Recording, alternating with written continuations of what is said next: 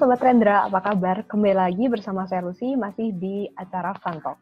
Nah, di Fun Talk kali ini kita akan membahas tentang bagaimana sih cara menabung reksadana yang benar dan tepat. Masih bersama salah satu narasumber kita dari Bahana TCW. Langsung aja yuk kenalan. Halo Mas, Halo, nama saya Kevin. Saya udah join di Bahana TCW udah dari tahun 2016, jadi sekarang udah jalan 4 tahun. Saat ini saya yang menghandle untuk perkembangan bisnis digital. Jadi apa nih yang bisa dijawab nih pertanyaannya, yang bisa dibantu? Jadi gini Mas Kevin, ada beberapa pertanyaan yang masuk ke kita dari Sobat Rendra. Sebenarnya gimana sih cara menabung yang tepat? Ada nggak bedanya kalau kita menabung di satu produk reksadana dengan kalau kita nabung di banyak produk reksadana? Oh, oke. Gimana cara nabung yang tepat? Pertama itu dulu kita jawab. Kalau gimana cara nabung yang tepat, kalau kita sih selalu diajarkan memulai dari kebiasaan kita. Kebiasaan, contohnya kebiasaan menabung, menyisihkan dana untuk masa depan kita. Nah, kemudian kita tentukan target kegunaan dananya ini untuk apa. Kalau misalnya cuman untuk untuk jangka pendek, maka kita masuknya ke reksadana misalnya yang lebih liquid atau yang lebih tidak terlalu volatile gitu. Dalam artian misalnya contohnya reksadana pasar uang.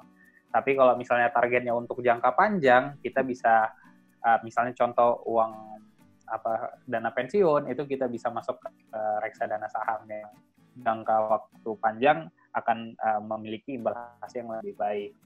Nah, jadi itu pertama kita mulai dari kebiasaan. Kedua, tujuan dari dananya ini untuk apa? Kalau misalnya dananya, kalau kita nabung-nabung aja tapi kita nggak tahu digunakan buat apa gitu. Ibarat ya kita punya uang 10 miliar tapi nggak bisa kita gunakan. Kan nggak berarti apa-apa buat kita kan.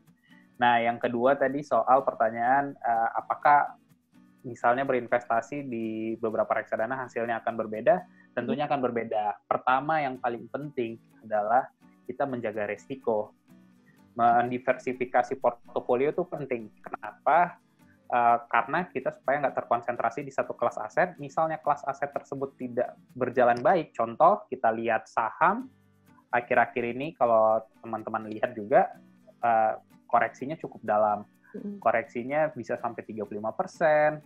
Nah, kalau misalnya kita nggak diversifikasi dengan baik, misalnya kita 100% di saham, berarti portofolio kita akan berkurang langsung 35%. Nah, sedangkan kalau kita diversifikasi misalnya di pasar uang atau ada juga di pendapatan tetap, itu koreksinya tidak akan sedalam itu. Nah, terus apakah misalnya kita lihat lagi di reksadana itu juga ada jenis-jenisnya reksadananya, dalam artian misalnya reksadana saham. Ada jadi yang reksadana sahamnya berinvestasi di perusahaan yang berkapitalisasi besar atau yang menengah atau yang pun yang kecil. Perlu dilihat strategi investasinya. Nah, dari strategi investasinya itu kemudian kita diversifikasi. Kalau misalnya kita punya beberapa reksadana saham dan semuanya strategi investasinya sama-sama aja, itu berarti kita nggak mendiversifikasi portofolio kita, karena ujung-ujungnya kita cuma punya reksadana yang kurang lebih sejenis gitu. Nah, paling itu sih yang bisa saya sampaikan untuk untuk perbedaan tadi itu. Jadi perlu dilihat juga pertama diversifikasi kelas asetnya, kemudian dilihat dari reksadananya strategi investasi seperti apa. Kalau misalnya mirip-mirip, berarti kita belum mendiversifikasi dengan baik. Nah, cara tahu strategi investasi dari satu produknya itu bagaimana, itu kita bisa lihat di mana sih, Mas? Ya, kalau misalnya mau dilihatnya bisa di Fund Fact Sheet. Biasanya di setiap reksadana itu ada Fund Fact Sheet. Di situ dijelaskan strategi investasinya, dan dikasih tahu top 5-nya misalnya apa. Dan akhir-akhir ini OJK baru mengeluarkan peraturan, nanti ke depannya akan ditunjukkan top 10. Top 10-nya jadi lebih banyak lagi ya. Lebih banyak, benar. Namun memang di peraturan OJK tersebut tidak diharuskan misalnya menampilkan berapa persentasenya. Jadi bisa berdasarkan abjad. Nah, memang tapi secara garis besar kita dapat gambaran setidaknya portofolio dari reksadananya seperti apa. Dan itu bisa membuat kita mengambil keputusan yang lebih bijak dalam diversifikasi portofolio. That's why penting banget baca fun fact sheet sebelum beli produk ya Mas? Ya, benar. Jadi fun fact sheet itu gampang kok, cuman 1 halaman, biasanya 1-2 halaman, gak lebih. 1 halaman, dan itu udah informasinya udah mencakup berapa hal-hal yang cukup penting untuk mengambil keputusan investasi, apakah masuk atau tidak di produk tersebut. Oke, terus back to topic nih Mas, tadi agak melenceng sedikit ke Mas. Kan aku udah mention 2 cara nih Mas, ada yang beli produk satu aja, ada yang untuk investasi di berbagai produk gitu. Nah kalau dari Mas Kevin sendiri lebih mereferensikan cara yang mana nih Mas? Apalagi dengan pasar yang sekarang lagi volatile banget. Ya, kalau dari saya lebih menyarankan kita mendiversifikasi, tapi diversifikasinya secara kelas aset. Jadi tidak terfokus di saham atau di fixed income ataupun pasar uang. Karena basically kalau misalnya kita fokus di satu kelas aset, bisa jadi resikonya terlalu tinggi ataupun imbal hasilnya tidak maksimal atau tidak maksimal. Jadi lebih baik didiversifikasi dalam artian ya kembali tadi kegunaan uangnya untuk goals-nya apa. Kalau misalnya jangka panjang bisa jadi kita perbanyak porsinya untuk di saham, dan kembali kita rutin berinvestasi dalam artian sekaligus menyisihkan dananya, rutin berinvestasi, nggak perlu timing di the market karena kita juga nggak pernah tahu kapan market itu di bottom, kapan juga di atas. Jadi ya masuk aja rutin kapan baiknya, dan diversifikasi kalau misalnya nanti udah goals-nya udah makin mendekat, atau misalnya kita contoh nikah gitu ya, bisa nggak kita diversifikasi di saham juga? Ada, bisa, tapi bikin aja porsinya kecil, mungkin 20. Kalau nikah dalam jangka waktu 2 tahun, 3 tahun lagi, mungkin kita bisa perbanyak di fixed income, reksadana pendapatan tetap, dan juga ada porsi pasar uangnya, sehingga ketika nanti dananya udah mau digunakan, nilainya nggak tiba-tiba terkoreksi gitu. Misalnya kita berencana berinvestasi let's say tahun 2018 gitu ya. 2018 kemarin, dan kita misalnya ada rencana nih nikah di tahun 2020. Nah, tiba-tiba tahun 2020 ini ada krisis kayak keuangan, kalau dia terfokus di satu kelas aset, misalnya di saham, ya sayangnya uang yang dia tabung akan hilang secara nilai gitu. Oke, jadi set goals itu yang nomor 1, kemudian setelah tahu goals-nya apa, baru diversifikasi gitu ya Mas ya? Ya benar, diversifikasi ke beberapa jenis kelas aset reksadana, tapi kembali itu berdasarkan goals-nya, dananya mau dipakai untuk apa gitu. Nah Mas Kevin, mau tahu dong resiko-resiko ketika kita investasi di reksadana, dari reksadana pasar uang, kemudian balance, terus ada fixed income, dan teman-temannya itu seperti apa sih? Apakah beda setiap kelas aset? Maksudnya setiap kelas aset apakah memiliki resiko yang berbeda gitu? Memiliki resiko yang lebih spesifik tapi ya berbeda. Cuman pada umumnya setiap reksadana itu memiliki resiko pasar ya. Resiko pasar dalam artian perubahan nilai harga, nilai dari investasinya, dan itu mengikuti harga pasar. Jadi itu yang paling umum sekali. Nah, resikonya itu ya kembali kalau misalnya pasar sedang turun, ya potentially reksadananya juga akan mengikuti gitu. Nah, yang kedua ada dari sisi resiko likuiditas. Likuiditas ini dalam artian misalnya produk reksadana tersebut berinvestasi di saham-saham ataupun obligasi yang tidak liquid, dalam artian susah dijual. Nah, kalau susah dijual, itu nanti si manajer investasi itu kalau menurut peraturan OJK, dia mempunyai waktu sampai maksimum 7 hari bursa untuk bisa membayar dari si investornya. Nah, jadi kalau misalnya si reksadananya berinvestasi yang tidak liquid, dan misalnya dia tidak bisa memenuhi tenggat waktu yang udah diatur dalam peraturan OJK, itu akan ada sanksinya gitu sih.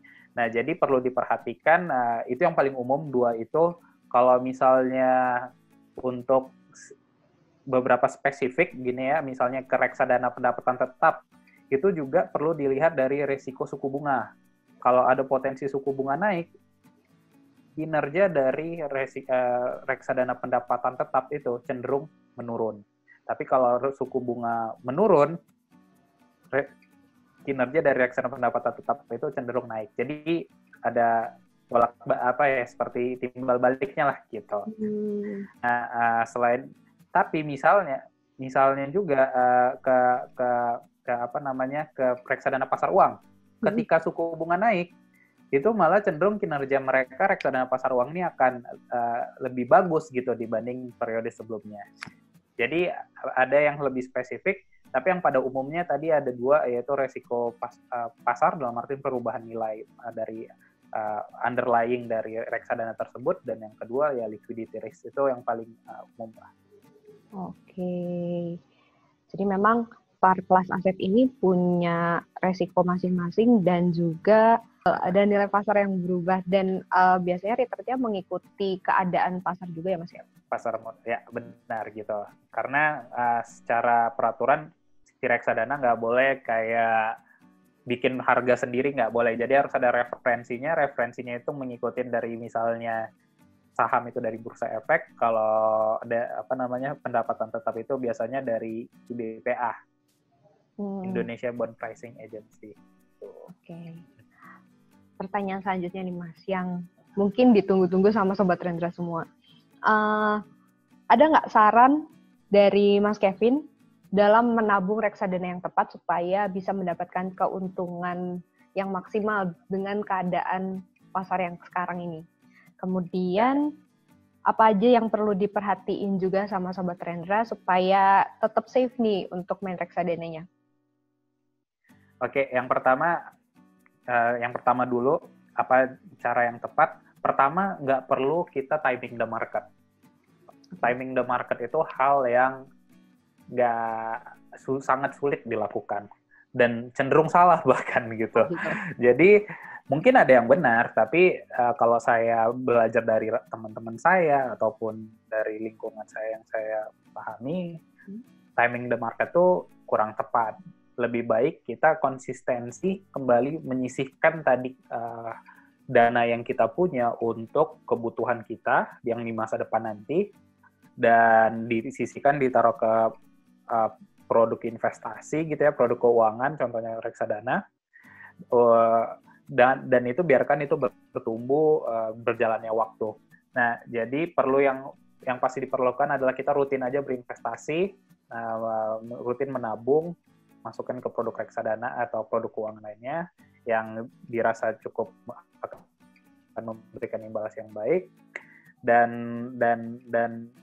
ya jangan lupa didiversifikasi juga tadinya. Karena kalau misalnya fokus ke satu kelas aset, kalau kelas aset itu buruk, akan berdampak negatif ke seluruhan portofolio. Dan itu paling yang perlu diperhatikan. Perlu tiga tadi lah ya, rutin berinvestasi, jangan timing the market, dan diversifikasi portofolio. Gitu. Untuk apa aja yang perlu diperhatikan di dalam reksadana, sebenarnya ada beberapa rasio yang bisa kita lihat. Misalnya contoh, kita bisa lihat Sharpe ratio itu untuk ngelihat seberapa konsistennya si fund manager atau dalam mengelola reksadananya bisa mengalahkan benchmark. Benchmark itu merupakan tolak ukur. Jadi tolak ukur ini menjadi seperti menentukan apakah si fund manager itu bisa menghasilkan imbal hasil yang lebih baik atau tidak. Gitu. Kalau misalnya fund manajernya bisa secara konsisten mengalahkan benchmarknya, kita bisa bilang fund manajernya cukup baik, dan nggak ada salahnya, saya rasa sangat bagus sekali kalau misalnya kita mau berinvestasi di reksadana yang dikelola oleh fund manager tersebut. Nah, jadi perlu dilihat rasio-rasio itu cukup, sekarang saya rasa di internet cukup banyak bisa kita temukan untuk mengetahui rasio dari reksadana tersebut. Tadi contohnya bisa Sharpe ratio untuk melihat excess return yang bisa didapatkan dari reksadana tersebut. Dan perlu dilihat ya tadi konsistensi juga dari si reksadananya. dibandingkan dengan benchmark, dibandingkan juga dengan kompetitor. Kompetitor bisa kita lihat dari mana? Lihat tadi fund fact sheet-nya, dari strategi investasinya. Nah, dan itu bisa kelihatan lah apakah ini produk yang tepat untuk saya invest atau tidak. Nah, itu yang bisa saya share untuk saat ini. Anyway, kalau ada pertanyaan lagi boleh. Ada pesan-pesan atau summary gak buat Sobat Rendra? Pesan buat Sobat Rendra, tetap jangan khawatir di kondisi market yang saat ini. Mungkin teman-teman banyak dengar atau banyak lihat di berita, pasar modal koreksinya cukup dalam, hilang triliunan rupiah, tapi ini menjadi sebenarnya suatu momentum buat teman-teman untuk bisa berinvestasi dan mendapatkan imbal hasil yang cukup maksimal ya, Mbak. Karena ada salah satu reksadana yang saya juga invest, itu baru seminggu bisa plus 12% gitu. Oh. Kapan lagi kan dapat 12% cukup singkat gitu. Tapi kalau misalnya mau contoh cukup yakin dengan risetnya gitu ya, cukup paham, bisa berinvestasi langsung ke saham ya oke juga, bisa juga, tapi ya dengan resiko yang bisa juga turun lebih dalam gitu ya.